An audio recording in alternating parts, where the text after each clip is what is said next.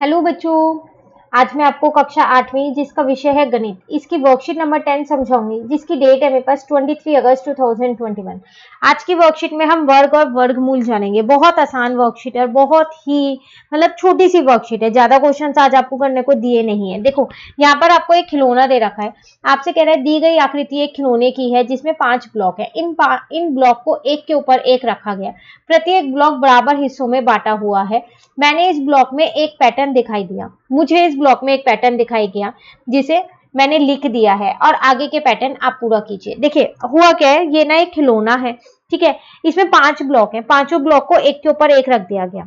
अब जिसने भी ये 5 ब्लॉक एक के ऊपर एक रखे ना, ठीक है, उसके बाद उसने क्या किया, इन्हें बराबर ब्लॉक को बराबर हिस्सों में बांट दिया है। अब उसके बाद उसे एक पैटर्न दिखाई देता है। वो पैटर्न क्या दिखाई देता है कि जो पहला ब्लॉक है, अगर आप इसका क्षेत्रफल निकालो तो वो निकलेगा 1 into 1, तो 1 ही आएगा। दूसरे का क्षेत्रफल निकालोगे तो 4 आ जाएगा, तीसरे का 9, फिर 16। तो ये ब्लॉक जो आपने बराबर हिस्सों में बांटे हैं जिस हिसाब से, तो आप देखो यहाँ पर कुछ संख्याएं निकल के आई है जिन्हें हम विशेष प्रकार की संख्याएं बोलते हैं, जैसे कि 1, 4, 9, 16 और 25। तो देखो यही चीज लिखा है पैटर्न में, हम कुछ विशेष प्रकार की संख्याएं जैसे 1, 4, 9, 16, 25 प्राप्त हुई। अब हम प्रत्येक आकृति को अब अलग लेकर समझेंगे। तो देखो एक एक आकृति हमने यहाँ पर ली, जैसे हमने पहले वाला ब्लॉक लिया तो ये एक ब्लॉक है, तो अगर मैं इसका क्षेत्रफल देखूं, ठीक है, तो वो कितना होगा 1 into 1, क्योंकि ये वर्ग है। इसका क्षेत्रफल होता क्या है, भुजा को भुजा से गुना करना, तो 1 into 1, तो 1 आ गया। अब ये वाला अगर मैं ब्लॉक देखूं, तो अगर मैं इसका क्षेत्रफल निकालना होगा तो इसकी भुजा कितनी है, एक भुजा। तो देखो 1 ये है और 1 ये है, तो भुजा कितनी हो गई, 2 हो गई ना। तो भुजा की जो माप है वो कितना है, 2 है, तो 2 into 2 4 हो गया। ऐसे ही जब मैंने तीसरा ब्लॉक लिया तो 1 1 1, तो 3 हो गया। भुजा कितनी है, 3 है, तो 3 into 3 कितना हो गया, 9 हो गया। फिर 4 वाले का देखा तो 4 into 4 कितना हो जाएगा, 16। 5 into 5 हो जाएगा 25। तो जो ये नंबर आप निकाल लो ना, 1 into 1, 2 into 2, 3 into 3, 4 into 4, 5 into 5, यही आपके जो नंबर है ये क्या होते हैं, वर्ग संख्या कहलाती हैं।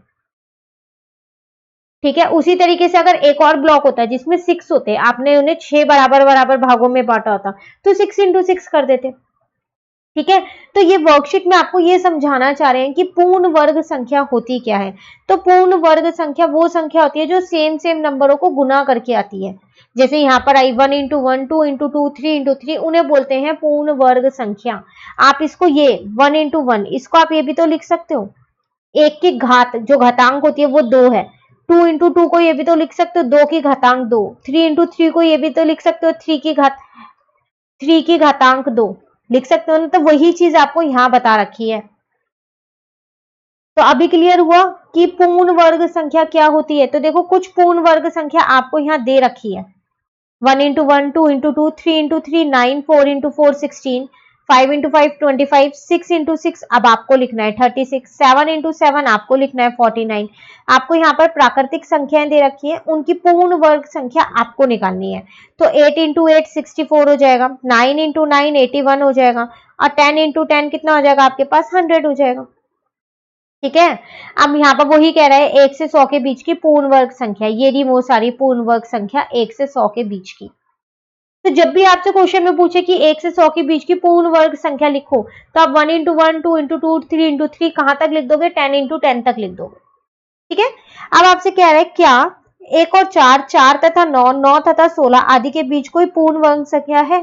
तो आप खुद ध्यान से देख लो, 1 से 4 के बीच में कोई है नहीं, 4 से 9 के बीच में कोई है नहीं, 9 से 16 के बीच में कोई है नहीं, तो इसका आंसर है नहीं। कोई पूर्ण वर्ग संख्या इन संख्याओं के बीच में नहीं है। ठीक है। उसी तरीके से अब आपसे यहाँ पर क्या कह रहा है, कह रहा है जो आपने ये पैटर्न देखा, इससे हमने ये जाना कि पूर्ण वर्ग संख्या तभी निकल सकती है जब हम एक संख्या को उसी संख्या से दोबारा गुना कर दें। लेकिन अगर हम एक संख्या को किसी दूसरी संख्या से गुना कर दें, जैसे कि 2 into 3 कर दें, तो जो ये 6 आएगा ना, ये पूर्ण वर्ग संख्या नहीं होगा, क्योंकि यहाँ दो अलग अलग संख्याएं गुना हुई हुई है। तो इसका मतलब पूर्ण वर्ग संख्या निकालने के लिए मुझे दो एक जैसी संख्याओं को गुना करना होगा। ठीक है। चलिए अब यहां पर देखते हैं। अब कह रहा है कि नीचे दी गई संख्याओं के बीच पूर्ण वर्ग संख्या ज्ञात कीजिए। इनके बीच की संख्या लिखनी है, वो वाली जो पूर्ण वर्ग संख्या होंगी। तो 40 और 50 के बीच में सिर्फ एक ही पूर्ण वर्ग संख्या आती है, 7 into 7 49। आती है ना, एक ही इनके बीच की लिख रही हैं आप तो। 60 और 70 के बीच में आती है 8 इंटू 8 64। ठीक है, 70 और 80 के बीच में कोई पूर्ण वर्ग संख्या आती है, आप एक बार ध्यान से देखिए यहाँ पर, इधर देखिए 49 64, उसके बाद सीधा 81 है। 8 इंटू 8 64 के बाद 9 इंटू 9 61, 81 ही तो आएगा। अब 81 तो 70 और 80 के बीच में नहीं आता, तो इसमें कुछ भी नहीं है। 80 और 90 के बीच में 81 है, 90 और 100 के बीच में, तो देखो यहां पर आपसे कह रहा था कि संख्याओं के बीच की पूर्ण वर्ग संख्या लिखनी है, तो 90 और 100 के बीच में 100 नहीं आता। वैसे 100 ये मेरी पूर्ण वर्ग संख्या है, लेकिन इनके बीच में नहीं आता ये। 90 और 100 के बीच में 91 से 99 तक के नंबर आते हैं, 100 थोड़ी ना आता है, तो यहां पर भी कोई भी नहीं है।